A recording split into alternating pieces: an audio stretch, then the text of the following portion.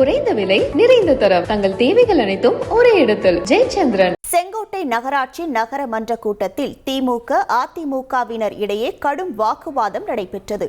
அதிமுக கவுன்சிலர்களை திட்டிவிட்டு வெளியேறிய திமுக நகரமன்ற தலைவியால் சிறிது நேரம் பரபரப்பு நிலவியது. அந்த காட்சிகளை பார்க்கலாம்.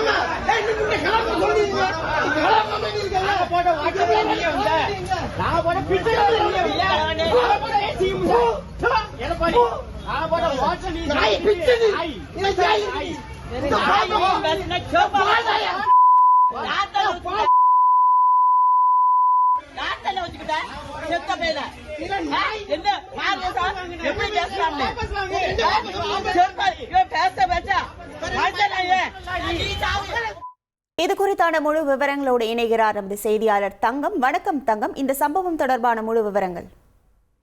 அதாவது தென்காசி மாவட்டம் செங்கோட்டை நகராட்சி அலுவலகத்தில் நகர்மன்ற சாதாரண கூட்டம் மன்ற தலைவர் ராமலட்சுமி தலைமையில் இன்று நடைபெற்றது. நகர்மன்ற கூட்டம் முறையாக நடப்பதில்லை எனவும் மன்ற பொருட்கள் குறித்து தீர்மான புத்தகத்தில் எழுதப்படும் தீர்மானங்கள் அனைத்தும் முறையாக எழுதுவது கிடையாது என்றும் மன்ற ஒப்புதல் இல்லாமல் தீர்மானங்கள் மன்ற தலைவிக்கு தேவையான முறையில் திருத்தி எழுதிக் கொள்வதுடன் ஊழல் உள்ளிட்ட சம்பவங்களுக்கு ஈடுபடுவதாக அடுக்கடுக்கான குற்றச்சாட்டுகளை தொடர்ந்து கவுன்சிலர்கள் முன்வைத்து மாவட்ட ஆட்சியரிடம் மனு அளித்து வந்தது குறிப்பிடத்தக்கது. இந்நிலையில் இது தொடர்பாக திமுக மற்றும் அதிமுக கவுன்சிலரிடையே கடுமையான வாக்குவாதமானது இன்று ஏற்பட்டது.